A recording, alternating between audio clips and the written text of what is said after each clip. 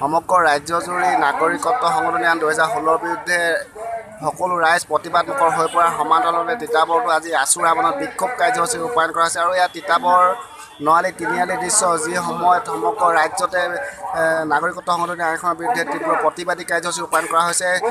যি সময়ত ৰাজ্যৰ ঘৰে ঘৰে সকলো ৰাইজে প্ৰতিবাদমুখৰ হৈ পৰিছে বুলি ক'লে ভুল কোৱা নহ'ব। আৰু ঠিক তেনে সময়তে ৰাজ্যজুৰি আছুৱে বিক্ষোভ কাৰ্যসূচী ৰূপায়ণ কৰিছে। আৰু সমান্তৰালভাৱে এটা তিতাবৰ দৃশ্য যি সময়ত তিতাবৰ নআলি তিনিআলি অঞ্চলটো এতিয়া আছুৰ সহস্ৰাধিক কৰ্মী আছে। আৰু এই কৰ্মীসকলে ইতিমধ্যে এই অঞ্চলটোত নআলি তিনিআলি তেওঁলোকে একত্ৰিত হৈছে আৰু সকলোৱে প্ৰতিবাদী কাৰ্যসূচী ৰূপায়ণ কৰিছে, বিক্ষোভ কাৰ্যসূচী ৰূপায়ণ কৰিছে।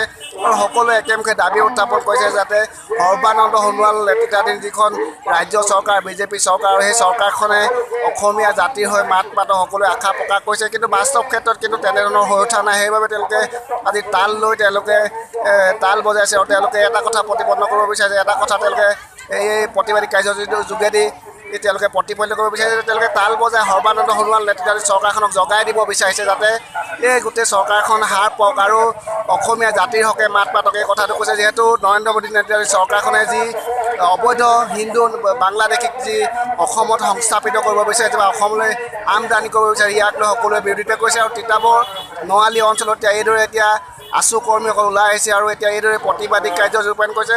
আৰু সমান্তৰালভাৱে এইখিনিত ক'বলৈ গ'লে এতিয়া যাতায়াতৰ ব্যৱস্থাটো স্তব্ধ হৈ পৰিছে বুলি ক'লে কোনো ভুল কোৱা নহ'ব।